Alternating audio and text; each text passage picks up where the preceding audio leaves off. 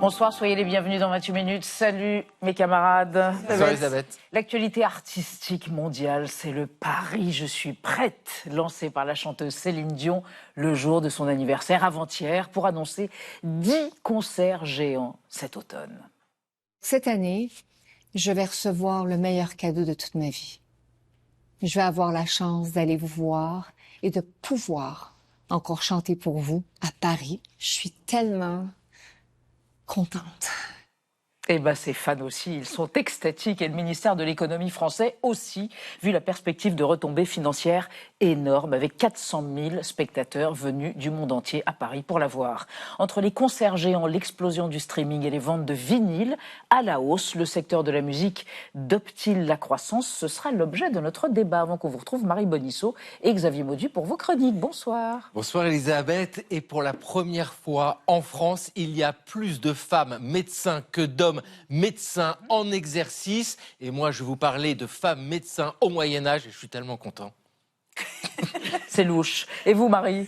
Je vais vous emmener faire les courses. Voilà, les supermarchés sont en train de s'adapter au vieillissement inexorable de notre population. Je vous explique comment. C'est un spécial démographie, donc vos deux chroniques. Et pour commencer, le témoignage ce soir d'une femme dont la vie consiste précisément à témoigner auprès des jeunes. Depuis 46 ans, Lili Keller-Rosenberg a été déportée à l'âge de 11 ans avec sa famille au camp de concentration de Ravensbrück, puis à Bergen-Belsen, surnommé le camp de la mort lente. 18 mois de lutte effroyable pour survivre et une résolution, transmettre jusqu'au bout. Elle a 93 ans, elle veut transmettre le refus de la haine et du racisme. On la retrouve tout de suite.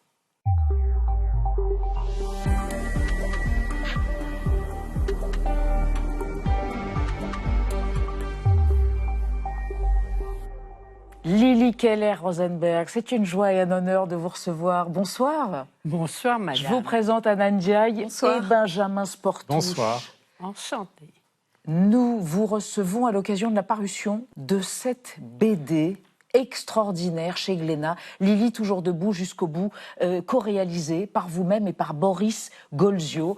Il n'y a pas eu beaucoup de bandes dessinées sur la solution finale, sur la Shoah, sur la déportation. Il y a eu Maus d'Art Spiegelman et il y a maintenant Lili. Et je dois dire que ce livre est absolument chavirant et glaçant et tellement fort scientifiquement. Pourquoi une BD, Lili? Pour toucher les jeunes? Pour toucher des jeunes. Vous savez, on m'avait déjà proposé, il y a bien des années, au moins 20-30 ans, de faire une BD sur mon histoire. Ouais. J'avais refusé à l'époque. Je disais, une BD avec une histoire aussi horrible, ça ne marche pas ensemble. Et puis, je me suis rendu compte que les jeunes lisent très facilement les BD, ça leur convient. J'ai changé d'avis et je suis ravie. Il n'y a pas d'âge pour changer d'avis, vous êtes merveilleuse. Votre portrait par Gaël Legras, on vous retrouve juste après Lili Keller-Rosenberg. Lili Keller-Rosenberg, à l'âge de 11 ans, vous avez été déportée avant de subir l'horreur des camps de concentration. Depuis les années 80, vous témoignez afin que personne n'oublie. Comment perpétuer la mémoire de la Shoah, notamment auprès des plus jeunes? Pour répondre à cette question, vous avez le profil idéal. En 1943, vous vivez à Roubaix dans une famille juive d'origine hongroise. Votre mère Charlotte, couturière, votre père Joseph, employé dans une teinturerie, vos petits frères Robert, 9 ans, et André, 3 ans. À la maison, il n'est pas question de religion, uniquement d'amour. Le 27 octobre, à 4 heures du matin, la police allemande militaire vous embarque. Il criait « Schnell, Schnell !» Le 13 décembre 1943, dans un wagon à bestiaux, vous êtes transféré avec votre mère et vos frères au camp de Ravensbrück. Votre père est envoyé à Buchenwald. C'est la dernière fois que nous avons vu papa. À l'arrivée, on vous rase la tête et on vous attribue le matricule 25 612. Vous devez le retenir en allemand. 25.612.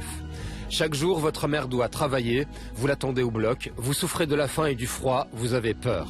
Parfois, les SS embarquaient un enfant. On ne les revoyait plus, ces petits. Ils partaient à la mort. Après 14 mois à Ravensbrück, vous êtes emmené à Bergen-Belsen, surnommé le camp de la mort lente. Partout, des morts-vivants gisent, décharnés. Vous êtes libéré 2 mois plus tard, le 15 avril 1945, par l'armée britannique. Vous ne parlez pas de ce que vous avez enduré, et puis, presque 40 ans plus tard, vous décidez de vous adresser aux écoliers, collégiens et lycéens. avec l'arrivée des négationnistes, mon sang n'a fait qu'un tour. J'ai dit, je ne peux pas laisser répandre toutes ces infamies, dire que dans les camps, on tuait que des poux. Il fallait que je réagisse. Depuis, vous avez raconté votre calvaire devant des centaines de milliers d'enfants et d'adolescents. Nous étions méconnaissables, avec nos têtes rasées, notre peur au ventre. Ça me fait un poids sur le cœur et surtout, elle ne nous connaît même pas, elle nous fait confiance, c'est incroyable. Aujourd'hui, dans la BD qui vous est consacrée, vous écrivez « J'ai foi en eux, mais petit messager ». Cette BD, justement, Lily Keller, Rosenberg, c'est un chant d'amour à votre mère. Sans elle, vous ne seriez pas là. Elle est revenue de Bergen-Belsen bien longtemps après vous. Elle pesait 27 kilos seulement, elle avait eu le typhus. Mais elle a tout fait pour que vous, ces 3 enfants, puissiez survivre. C'est vrai. D'ailleurs, lorsque les élèves très fréquemment me posent la question « Comment expliquez-vous que vous soyez de retour ?» Je dis constamment, c'est grâce à maman. Maman avait une force morale exceptionnelle et vous savez, toute ma vie, je lui rends grâce parce qu'elle était vraiment exceptionnelle. Rien n'est épargné de ce que vous avez enduré à Ravensbrück et à Bergen-Belsen. À Ravensbrück, vous cherchiez de la nourriture, vous étiez couverte de poux, vous et vos frères, vous écrasiez les furoncles sur votre tête. À Bergen-Belsen, vous enjambiez les cadavres.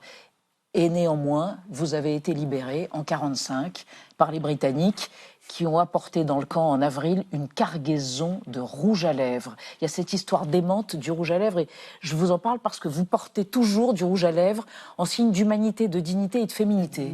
Effectivement, vous savez, je témoigne depuis tant d'années, près de 50 ans maintenant, toujours debout. Je crois être la seule déportée qui témoigne encore debout, avec bien du rouge à lèvres, bien coiffée, vous savez, par dignité. Maman nous a inculqué la dignité dans les camps.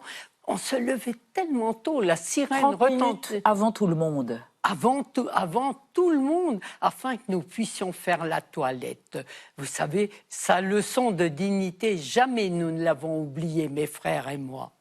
Aujourd'hui encore, vous en faites des cauchemars, c'est ce que vous écrivez par rapport à ce que vous avez vécu.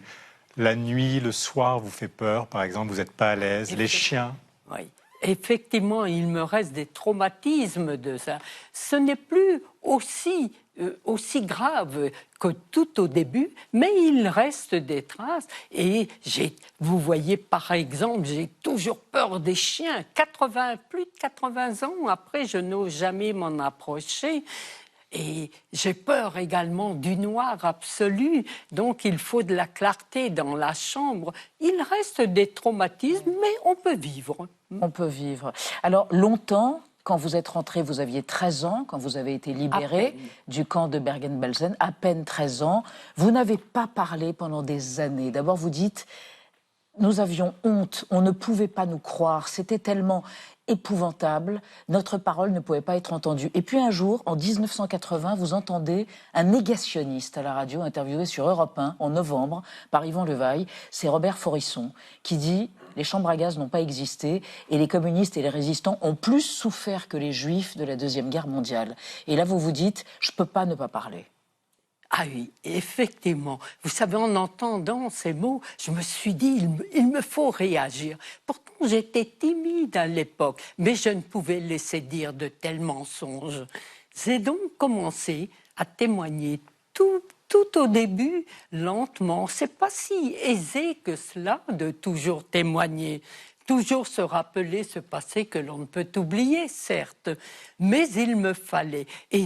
Et ensuite, lorsque j'ai rencontré ces yeux intéressés de mes petits messagers, comme je les appelle, ils sont tellement à l'écoute et me demandent tant de précision. Vous savez, je me dis, c'est indispensable, je suis utile. Témoigner contre le racisme, contre l'antisémitisme, contre la haine. Et contre la haine. C'est la haine à notre époque encore qui amène les guerres.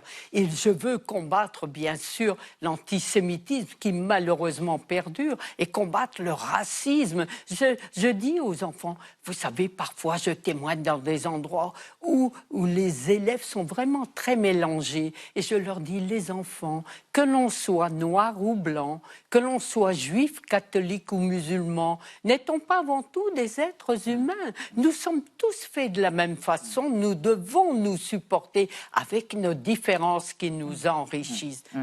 Il faut être tolérant, les enfants, et ils le comprennent. Alors, Lily Keller-Rosenberg, on va évoquer avec vous et avec Anna, justement, cette transmission de la mémoire de la Shoah et la jeunesse européenne, vraiment à l'échelle du continent, prend la relève. Oui, plus de 200 jeunes âgés de 16 à 18 ans, originaires de Croatie, de France, de Pologne, d'Allemagne et de Grèce, ont participé à la première édition du programme Neshama, soutenu par la Commission européenne, pour être en mesure de transmettre la mémoire de la Shoah. Le programme a été pensé sur 2 ans, avec une approche qui se veut humaine et incarnée. En plus des ateliers et formations dans leurs pays respectifs, les jeunes ont participé à 2 voyages en commun. La première fois à Paris, c'était au mois de janvier. Ils ont pu visiter le mémorial des martyrs de la déportation, entre autres.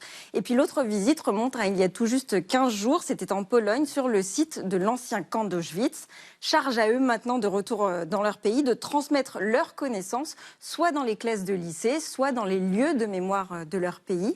Alors est-ce que pour vous, c'est important justement de former cette nouvelle génération de passeurs de mémoire, ceux que vous appelez vos petits messagers ? C'est excessivement important et je ne faillirai pas à ma tâche. Je considère que j'ai une mission à remplir. Et vous savez, un petit collégien adorable un jour m'a dit « Madame, jusqu'à quel âge vous avez l'intention de témoigner de la sorte ?» Et je lui ai répondu « Au moins jusque 100 ans. » Après, on verra. Vous avez le temps, vous êtes une gamine, hein, Lily, de toute façon, Benjamin. Votre maison d'enfance à Roubaix, là où vous avez été arrêté, va devenir un lieu de mémoire. C'est important pour vous ? Très important. Vous vous rendez compte, c'est jamais on oubliera ces petits messagers et tout public, au fond, ce sera ouvert à tous, sauront que ces horribles choses ont réellement existé. Jamais il ne faudra oublier cela. Et grâce à cette maison où il y aura leur courrier, vous savez, j'ai des centaines de milliers de lettres depuis le temps que je témoigne. Ces lettres seront exposées et montreront à quel point ils ont compris qu'ils doivent à leur tour transmettre. Lily Keller-Rosenberg, incroyable. Aussi incroyable que ça puisse paraître, vous avez chanté quand vous étiez à Ravensbrück et à Bergen-Belsen. Pas seulement vous, votre maman a coécrit les paroles d'une chanson avec Geneviève de Gaulle. Et puis, il y a eu un chant qui a compté beaucoup, c'est le chant des Marais.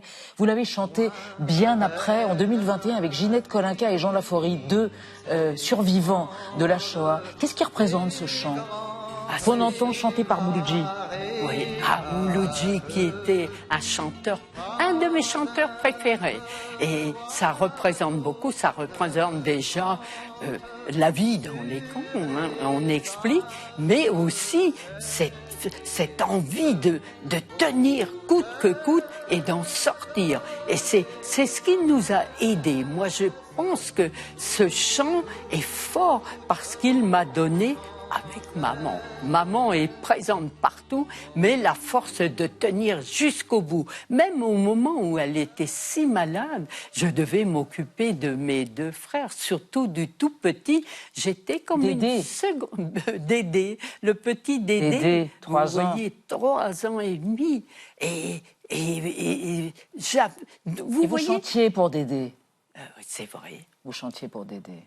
Et je chantais parce que il fallait tenir. Un jour encore, un jour. Vous savez, Geneviève de Gaulle, qui était bien sûr au bloc 31 avec nous, poser la main sur nos épaules ou caresser la joue, ça suffisait à tenir encore un peu, encore un peu. La vie même, c'est vous, Lily Keller-Rosenberg. Merci d'être venu témoigner ce soir sur Arte. Et cette bande dessinée unique, vraiment exceptionnelle, coécrite avec Boris Golzio. Elle sort aujourd'hui même chez Glénat. Merci infiniment, Lily Keller-Rosenberg. On va passer à notre débat en forme d'état des lieux sur l'industrie musicale en France et dans le monde. L'annonce des 10 concerts que va donner Céline Dion cet automne à Paris pour 400 000 spectateurs a fait l'effet d'une bombe quant aux retombées économiques pour la France évaluées à 1 milliard d'euros. Méga concert, explosion du streaming, retour du vinyle, est-ce l'état de grâce pour les artistes ou le calme avant la tempête généré par l'intelligence artificielle? Débat après la mise au point de Sandrine Le Calvez.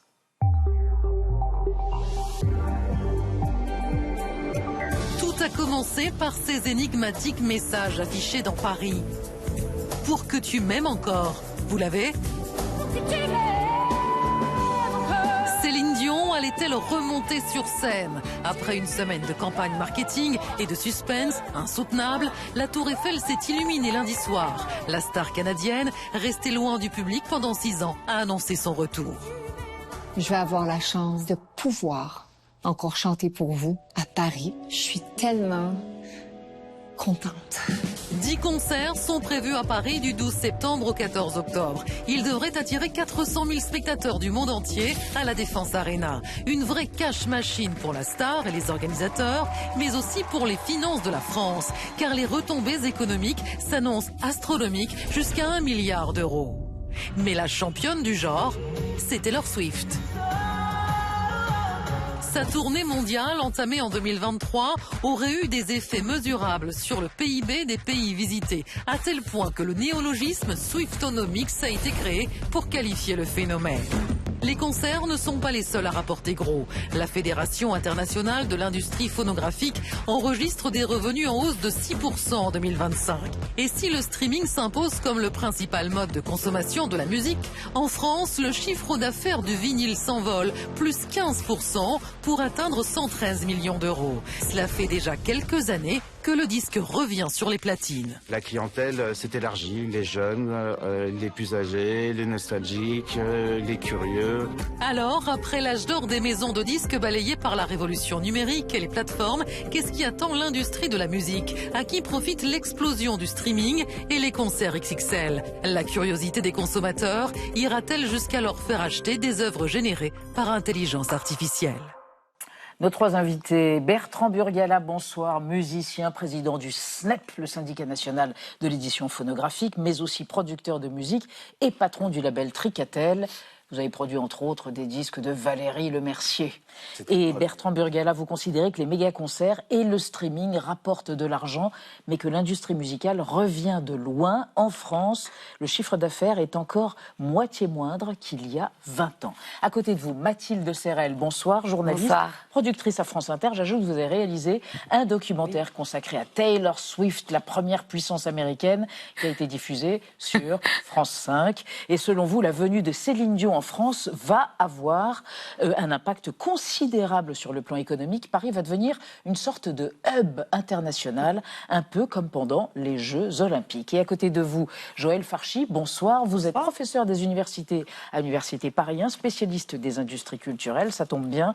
Et selon vous, le boom du streaming profite surtout aux consommateurs car il a accès à de la musique en illimité pour un prix absolument dérisoire. La nouvelle révolution qui arrive, c'est celle de l'IA, l'intelligence artificielle, et c'est le problème du moment et peut-être même du futur. Et on démarre avec notre débat. La date limite, oui, une deadline, la date de péremption du jour. Oui, très importante à noter. C'est jusqu'à demain soir 19h que l'on peut s'inscrire au tirage au sort pour espérer décrocher un billet pour les concerts de Céline Dion. Il fallait indiquer ses coordonnées personnelles et sa carte bleue. J'imagine que vous l'avez fait. Ce site internet a été pris d'assaut dès son ouverture. Plus d'1 million d'inscrits au moment où nous parlons, bien au-delà des 400 000 places prévues pour les 10 dates fixées à ce jour. Bertrand Burgala, ça sera du jamais vu. Ça marquera l'histoire des performances musicales, Céline Dion. J'imagine, moi j'habite à côté de la Défense. Donc déjà je vois souvent parfois, l'été dernier j'ai vu tout à coup dans mon quartier plein de t-shirts Iron Maiden. C'est étrange, tout le monde avait des t-shirts Iron Maiden. Donc là je pense qu'effectivement ça a beaucoup d'impact. C'est une envergure qu'on ne voyait pas avant, même dans les concerts de Michael Jackson ou de Madonna, par exemple, c'est plus que cela. Il y a une industrie des spectacles à haute jauge dans les très grandes salles aujourd'hui qui est extraordinaire. Il y a eu des progrès techniques fantastiques et même, je vous dirais, des artistes que je connais depuis longtemps avec qui j'ai travaillé, comme Nick Cave, qui est moins connu que Céline Dion. Nick Cave, c'est quelqu'un qui aujourd'hui mène la vie à peu près, je ne parle pas dans les excès du tout, mais d'un groupe comme les Stones dans les années 70. C'est à peu près les mêmes jauges, les mêmes infrastructures, il y a autant de semi-remorques. Donc c'est une industrie florissante dans les très grandes salles.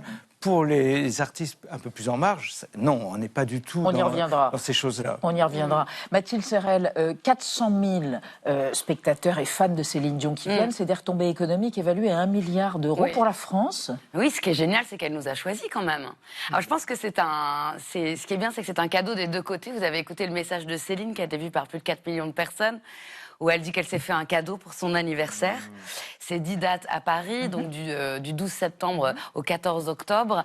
Ça fait quasiment un mois de résidence de Céline Dion. Donc c'est un cadeau qu'elle se fait, parce que c'est vrai que la résidence, c'est aussi moins de coûts, il y a moins de choses à transporter, etc. Donc de ce côté-là, pour les tourneurs, c'est aussi un avantage. Ça permet de déployer une scénographie très ambitieuse, de faire un très très beau show immersif, et donc de monter un peu en qualité pour l'expérience des spectateurs. Et puis, ça permet aussi à Paris d'attirer en fait tous les gens du monde entier, ambiance JO, qui vont venir voir Céline Dion, parce qu'on ne sait pas si elle va rechanter après, et que c'est un moment décisif, quelque chose qu'on ne veut pas rater. Donc on va avoir tout le monde chez nous, et imaginez les hôtels, évidemment, tous les restaurants, le tourisme, les restaurants, c'est énorme. Donc double cadeau. Ouais, Joël Farchi, même pour Taylor Swift, il y a un mot qu'on a inventé, un néologisme, pour dire à quel point elle a rapporté de l'argent. Ça s'appelle les Swiftonomics. L'impact est énorme. On l'a vécu à ce moment-là, avec la tournée qu'elle a faite, cette artiste mondiale. Oui, alors je serais peut-être un peu moins enthousiaste sur les retombées économiques, parce qu'évidemment, quand vous créez un événement comme ça crée de l'activité économique. Mais c'est des événements. Un événement, c'est donc exceptionnel, par définition. Donc, par définition, ça crée de l'activité à un moment très précis, ponctuel. Donc, ça ne va pas créer de la croissance au niveau de la France. Donc, c'est très ponctuel. Et puis, par ailleurs, il y a quand même un impact. Alors, je suis peut-être un peu. Il y a quand même un impact un peu écologique de tous ces grands événements, qui n'est pas totalement neutre. Donc oui, ça crée de l'activité économique. Dès que vous faites un grand événement comme ça crée de l'activité économique. Mais il ne faut pas non plus penser que le déficit budgétaire et la croissance économique en France vont être totalement résolus grâce à ça. En effet, moi, quand j'ai fait ce documentaire sur Taylor Swift, je suis allée voir sa tournée, c'était de passage à Londres. Et justement, je voulais savoir quel était l'impact dans les différentes villes. Bon, et c'est vrai que sur un plan économique, si on est rigoureux, c'est un impact à court terme. Voilà, il faut être très très clair là-dessus. Mais ce qui est intéressant, c'est que dans les plus petits pays, là, le PIB peut en effet avoir un effet Taylor Swift, et à tel point que pendant la tournée, le Eras Tour, il y avait des pays qui réclamaient le passage de Taylor Swift. Et bien alors justement, on va parler de pays pour lesquels c'est fondamental et ce n'est pas ponctuel, c'est pérenne. C'est la Corée du Sud, on en parle avec vous Anna, et un groupe qui s'appelle BTS. BTS, Elisabeth, bien sûr. Le boys band coréen de K-pop qui vient de faire son comeback après 4 années d'absence, et tout a été minutieusement orchestré pour que ce retour soit aussi un carton financier. Un nouvel album, un concert géant à Séoul fin mars, et une tournée mondiale qui s'annonce déjà comme le plus grand succès de toute l'histoire de la K-pop selon certains analystes. Et il faut dire que ces dernières années, l'industrie de la K-pop est devenue un atout économique incontournable de la Corée du Sud, porté par la locomotive BTS. D'ailleurs, le ministre des Finances ne s'en cache pas. Voilà ce qu'il déclarait sur X. Ce concert devrait générer l'équivalent de centaines de milliards d'euros sur le long terme. Et il ajoutait, et ça pourrait absorber en partie les effets économiques de la guerre au Moyen-Orient. Rien que ça, en 2018, l'Institut de recherche Hyundai estimait déjà que la valeur générée par ce groupe, les BTS, équivalait à 26 entreprises de taille moyenne en Corée du Sud, soit l'équivalent de 0,2 à 0,3% du PIB. Et la K-pop, elle stimule, en effet, on l'a dit, fortement les secteurs du tourisme et de l'hôtellerie. La Corée du Sud a accueilli en 2025 près de 19 millions de touristes étrangers, un record. Et ça, c'est dû en grande partie au phénomène K-pop Demon Hunter, ce film d'animation qui vient de remporter 2 Oscars. Et un touriste fan de K-pop, c'est un touriste qui consomme, bien sûr, du spa coréen, de la cosmétique, de la mode, des produits dérivés. Et le gouvernement est d'ailleurs en train de plancher sur un nouveau concept de tourisme spécial K-Culture. Alors Bertrand Burgala, est-ce qu'en France, nous aussi, on a une stratégie comme ça qui est pensée autour d'un artiste et qui permette de ruisseler, générer des bénéfices pour le pays? C'est très intéressant parce que la K-pop, c'est une pop d'État. mais avec un capitalisme qui ressemble au capitalisme d'État de la France des années 70. C'est-à-dire que c'est comme si on avait demandé à Matra ou à Elf de faire des groupes. Or, le capitalisme français aujourd'hui, c'est un capitalisme de connivence qui n'a absolument rien à voir avec ça. Donc, chaque fois qu'on voudra faire une pop d'État, on va subventionner des choses. Et ce qui est intéressant, c'est qu'il y a une dissymétrie totale. C'est-à-dire que Céline Dion va venir en France, c'est formidable, elle ne va pas payer de visa.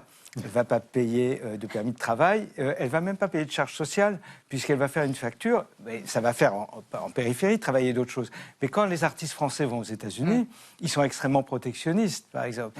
Et on arrive, ça fait des années que je dis au pouvoir public, plutôt que de subventionner tel ou tel artiste, ce qui se fait au détriment des autres, parce qu'il y a un côté complètement arbitraire, peut-être qu'on pourrait demander à nos amis américains, leur dire, essayons d'avoir quelque chose d'un petit peu symétrique. Et je me souviens, le conseiller économique du président de la République m'a dit, vous voulez taxer les artistes américains? Je lui ai dit, non, c'est exactement l'inverse. Je voudrais que peut-être nos artistes puissent venir aux États-Unis dans les mêmes conditions. Et je pense que même pour les anglo-saxons, c'est quelque chose qui est beaucoup plus facile à comprendre que tous les grands mots sur la souveraineté et tout ça dont on se gargarise. Et souvent, quand on parle de souveraineté, c'est pour faire le contraire. Joël Farchi, c'est un gagne-pain maintenant pour les artistes, ces grands concerts, parce qu'on va parler du streaming, ça leur rapporte beaucoup moins maintenant la musique quand ils la vendent. C'est ça qui leur permet aujourd'hui de pouvoir vivre. Il faut savoir à qui ça rapporte ces méga-concerts. La première chose, c'est que ça rapporte effectivement à l'artiste, et ça c'est bien normal. Ça rapporte aux entreprises qui sont autour. En l'occurrence, là, c'est deux mastodontes américains qui sont du côté de la production et du côté de la salle, qui vont gagner énormément d'argent. Il y a l'aspect touristique, on l'a dit. Et puis il y a aussi quelque chose qui, moi, en tant qu'économiste, m'intéresse énormément, c'est... parce qu'il faut savoir qu'effectivement, les grandes jauges ont augmenté, que les recettes de billetterie ont énormément augmenté au cours des 10 dernières années, mais pas au profit de tout le monde. Juste un chiffre, je pense, qui est important. Un chiffre, un seul. 1% des concerts réalisent 36% des recettes de billetterie. Oui. Donc, ça veut dire que ces grandes jauges... Voilà. Donc, alors, est-ce que c'est grave? Non, c'est pas grave, à condition, parce qu'on a toujours eu des superstars, à condition que ça profite aux autres. Et il y a un mécanisme public qui permet que ça profite aux autres, qui est un mécanisme de ruissellement, en quelque sorte, qui est le fait qu'il y a une taxe. Il y a une taxe de 3,5% qui est gérée par un organisme public qui s'appelle le Conseil national de la musique. Et cet organisme prélève cette taxe, et cette taxe, elle est censée aller être redistribuée à tout le monde. Autrement dit, elle l'est, sauf que... Et donc, là, on est vraiment dans le ruissellement, puisque ça veut dire que quand Taylor Swift fait un concert, ça profite à tous les prochains Taylor Swift, y compris aux artistes émergents. Donc ça, c'est super. Sauf qu'aujourd'hui, il y a une espèce de mécanisme qui s'est grippé, parce que cette taxe, elle est écrêtée, elle est prélevée, il y a un plafond, et l'État prélève au-delà du plafond. Ce qui veut dire que ça va dans le budget de l'État et ça ne va plus à la filière. Donc là, il y a un vrai problème. Alors, on va s'intéresser au streaming avec vous trois, et on va commencer avec une archive pour se rendre compte que jusqu'au début des années 2000, l'industrie de la musique vivait une sorte d'âge d'or. On vendait des vinyles et des CD, et puis tout d'un coup apparaît le piratage sur Internet. Regardez. C'est la bête noire des maisons de disques. Il n'achète jamais rien. Il écoute toute la musique qu'il aime sur Internet et se confectionne ses propres CD. J'en ai environ 300. 300, oui, c'est ça, même un peu plus que 300. Et c'est une petite collection par rapport à d'autres qui en ont énormément plus. Chaque gravure vous coûte combien 2 francs, même pas. 2 francs. Plus la connexion Internet. Dans cette maison de disques, 1500 albums produits chaque année. De Noir Désir à Johnny, l'artiste le plus copié, un vaste catalogue qui souffrirait déjà du piratage.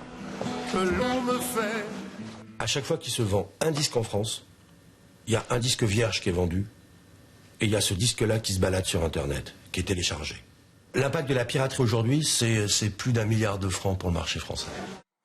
Mathilde Serret, le streaming payant, ça a trouvé son modèle économique. Là, on voit en effet, il n'y a plus de piratage, c'est peut-être dû au streaming. Est-ce qu'aujourd'hui, on peut dire que Deezer, Spotify, c'est une autre économie qui s'est créée et qu'elle fonctionne? C'est une économie, en tout cas, qui n'est pas mature à ce stade, parce que l'effet d'abonnement en France, d'ailleurs, il est moindre par rapport aux autres pays européens.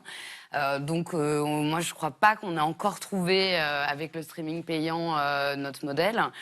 En revanche, ce qui est clair, c'est que moi, je trouve que l'effet d'accélération de carrière pour un certain nombre d'artistes est vraiment phénoménal. Ça a permis de faire connaître des gens. Ça permet de percer extrêmement rapidement. Après, en effet, il faut pérenniser. Et il y a, ce que vous disiez aussi, un effet de décloisonnement. Il n'y a plus de chapelle de goût, on va vraiment se balader d'une typologie musicale à une autre, d'une époque à une autre, et on voit aussi qu'il y a des effets de retour, ce que j'aime beaucoup, qui sont liés à la pop culture, que ce soit la série Stranger Things, où vous voyez, il y a des moments où il y a des musiques comme ça des années 80 qui vont redébouler dans les numéros 1 dans le streaming, donc je trouve ça très vivant et éclectique. Bertrand Briella, mais combien ça rapporte quand on écoute sur une plateforme un artiste? C'est très peu, c'est 3 centimes. On dit que beaucoup gagnent moins de 1 000 euros par an. Je suis d'accord avec ce qu'a dit Mathilde. C'est-à-dire que, non mais, je dis ça pour mettre de l'ambiance. Le streaming par abonnement, comme dirait Churchill, c'est le pire des régimes à l'exception de tous les autres. C'est-à-dire que c'est ce qu'on a trouvé de mieux. En revanche, elle a raison. C'est tout à fait... aujourd'hui, c'est quand même terrible de se dire on doit se battre entre 10 et, pour des abonnements à 10, entre 10 et 15 euros qui vous donnent accès à la totalité de toute la création, quand après on nous dit oh là, elle a fait des places hyper démocratiques, c'est entre 100 et 300 euros pour un concert. Donc aujourd'hui, nous, on est effectivement... Vous battez pour ça. On se bat pour... C'est-à-dire, non, la musique enregistrée aujourd'hui, effectivement, quand on voit ce qui arrive au concert, on se dit c'est merveilleux. Alors, ils ont une taxe billetterie, mais en échange, ils ont une TVA entre 2,10 et 5,5. Nous, on a une TVA à 20%. On a une taxe sur le streaming qui est écrétée exactement comme la taxe billetterie. Donc, c'est un modèle qui est balbutiant, mais il rapporte, mais pas au même qu'avant. C'est-à-dire que ceux que vous entendrez qui parlent le plus en disant c'est pas bien, souvent, c'est les anciens enfants gâtés des années 80 qui ont gagné beaucoup d'argent. Ils disent oh là, ça rapporte moins. Alors, il y a le streaming, mais il y a une autre révolution, il faut qu'on y vienne, c'est l'intelligence artificielle. Et nous en avons nous-mêmes fait l'expérience grâce à Justine Puy-Basset, qui est journaliste dans notre rédaction, et qui a demandé à l'IA une chanson sur 28 minutes. Écoutez. Sur 28 minutes, le monde défile, des idées qui clashent, des regards subtils. Autour de la table, Elisabeth guide le jour. Tiens ton calme et fin, elle éclaire le discours. Anna pose ses mots, précis comme un miroir. Benjamin relance, toujours prêt à voir. Les voix s'élèvent, les vérités s'éveillent. Sur Arte le soir, les esprits s'émerveillent. Un futur tube, C'est n'en pas pas encore douter, ça. bientôt dans toutes les Vous plateformes. allez faire concurrence à K-pop Demon Hunter. C'est ça. Mais je vais le faire. À qui reviendraient les royalties si, de fait, cette chanson devenait un tube? Ça, c'est un débat C'est que les improbable. juristes n'ont pas encore tranché. Mais ce que je voudrais dire, c'est que tout le monde rigole en voyant ça et en se disant, bon, c'est de la piètre qualité. Mais c'est pas ça le problème. C'est pas que ce soit de la bonne ou de la mauvaise qualité, que ce soit de la bonne ou de la mauvaise musique. Ce qui est en train de se passer aujourd'hui sur les plateformes de streaming, on en parlait un instant, c'est qu'elles sont inondées de ce genre de contenu synthétique avec des artistes fantômes et avec des choses, des fois, où vous avez... 37% sur Deezer, Voilà. généré Vous par avez des contenus synthétiques qui ensuite inventent parfois un artiste, c'est-à-dire des artistes fantômes avec une bio, avec une pochette d'album pour faire comme si c'était des vrais. Et ensuite, il y a des fermes à clics qui permettent de faire des streams. Et tout ça, ça organise une fraude massive. Et alors, ça fait de la fraude, ça fait de l'effet d'éviction des créateurs humains, mais surtout, ce que ça fait, c'est que ça noie pour le consommateur la musique humaine dans un ensemble de musique. Et donc, à terme, il va vraiment falloir régler ce problème, parce que sinon, le problème, c'est pas qu'elle soit de bonne ou mauvaise qualité. Il y a toujours eu de la musique d'ascenseur. On ne pourra plus dissocier. Il y a toujours eu de la musique d'ascenseur. Sauf que là, ça va être noyé. Mathilde Serren. Oui, non, mais il y a un chiffre, il y a une enquête justement sur l'intelligence artificielle et la musique qui était publiée dans Le Monde ce week-end avec un chiffre de l'Ipsos assez intéressant. Donc là, on disait 39% sur Deezer par jour de contenu généré, de contenu musicaux générés par l'IA. Et quand on demande à un échantillon de personnes s'ils savent reconnaître si c'est de l'IA ou pas de l'IA, alors là, attention, on est à 97% de gens qui ne font pas la différence. Donc là, on le sait, on l'a testé, on ne fait pas la différence. Rigoler là-dessus. Et j'ajoute que le streaming, c'est un gâteau. C'est pour l'exemple. C'est un gâteau qui se découpe par pourcentage. Donc si l'IA commence à prendre un pourcentage, ça fait moins Mais on va oui, dire, parce pour les que vrais artistes. Bertrand Burgala, les projections, c'est qu'en 2028, la musique générée par l'IA captera 25% des revenus des artistes. Oui, alors, ça, c'est les je pense qu'il projections. faut faire toujours attention aux prévisions parce qu'on peut raconter ce qu'on veut. Oui. Vous voyez, tout à l'heure, il y avait un de mes prédécesseurs à la tête du SNEP, à la présidence du SNEP, Pascal Nègre. Je crois qu'au début des années 2000, il avait dit Internet, ça ne marchera jamais. Donc, il faut faire un visionnaire. Mais en réalité, ce qui est intéressant, je pense qu'il faut déjà parler du présent. C'est-à-dire que l'intelligence artificielle, elle amplifie le pire qui est déjà à l'œuvre, c'est-à-dire l'inflation de contenu, la fausse perfection. Et la fausse perfection, elle touche aussi les concerts. Parce qu'il y a de plus en plus de concerts en playback. C'est-à-dire qu'on va payer pour voir des gens danser sur un disque dur. Ce n'est pas le cas, il y a des gens qui jouent entièrement, je dirais, à l'eau claire. Mais donc cette fausse perfection était déjà à l'œuvre avec l'autotune.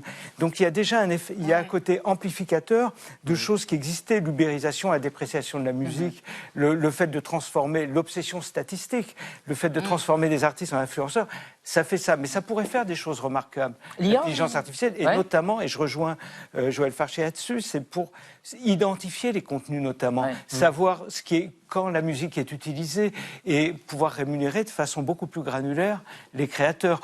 Donc ça, c'est des choses qui sont intéressantes. Mais par exemple, tout ce que fait l'IA générative pour le moment, attention, peut-être qu'ils feront des trucs géniaux, mais pour moi, un créateur, quand je fais une musique pour un projet, pour un film, ou une pub. Ou pour un programme diffusé sur Arte, le programme de Benoît Forjard, pardonnez-moi. Voilà. Je me dis, qu'est-ce qui va servir ? Qu'est-ce que cherche à exprimer la réalisatrice, le réalisateur ? Et quand je fais mon disque, je me dis, qu'est-ce que j'ai envie de dire ? Si j'ai besoin d'une machine pour ça, il faut changer de métier. Mathilde, en miroir, il y a quand même le succès, le renouveau du vinyle. Il est toujours là. Qu'est-ce que ça signifie ? Est-ce que c'est en réponse justement à l'IA ? C'est consécutif qu'on a une hausse des ventes physiques, donc c'est quand même intéressant. Plus 15%. Porté entre autres par le vinyle. Et en fait, ça fait partie du dispositif maintenant, on va dire. Ça complète. Ça complète le streaming. On parlait du live tout à l'heure, les concerts, qui vont. Donc c'est complémentaire, vous voulez dire. C'est complémentaire. Donc on va faire une sortie collector, comme on dit, c'est-à-dire que c'est une destination de la collection. C'est aussi des supports qui sont très instagrammables, en tout cas, qui ont une viralité, qui ont une sorte de photogénie qui est très pratique quand on veut montrer sa collection. Et à l'heure de la démonstration narcissique sur les réseaux, c'est important. Mais vraiment, ça fait partie on va dire, d'une adhésion à un artiste. C'est vraiment un truc qui s'adresse aux fans et c'est pour ça que ça augmente. Donc il y a une complémentarité des modes d'écoute quand même aujourd'hui. Oui, bien sûr, il y a une complémentarité des modes d'écoute, mais je pense qu'il ne faut pas se dire que l'IA, c'est vraiment forcément quelque chose qui va être négatif et mauvais, et que les contenus synthétiques ne sont pas forcément... Et je vais même dire un autre truc. Je pense que les créateurs humains vont devenir un produit de luxe qui sera beaucoup plus valorisé parce qu'il y aura de l'intelligence artificielle. Oui, mais attendez, nous, on ne parle jamais d'intelligence artificielle, on parle d'intelligence artificielle générative. L'intelligence artificielle, on l'utilise en studio depuis 50 ans. Donc, ce n'est pas du tout un problème. On en reparlera. On en reparlera. Le prochain album de Booba, je crois, se fera avec l'intelligence artificielle. Très bien. Merci à tous les trois d'être venus débattre sans IA, débattre de notre question du jour. On va rester dans l'actualité avec Xavier Mauduit et Marie Bonisseau. Restez là 2 secondes encore. Un spécial démographie française. Pour la première fois, il y a plus de femmes médecins que d'hommes exerçant ce métier en France. Et puis, on évoquera les fabricants de compotes qui s'adaptent au vieillissement de la population. Ça ne va pas sans pépin, vous verrez comment.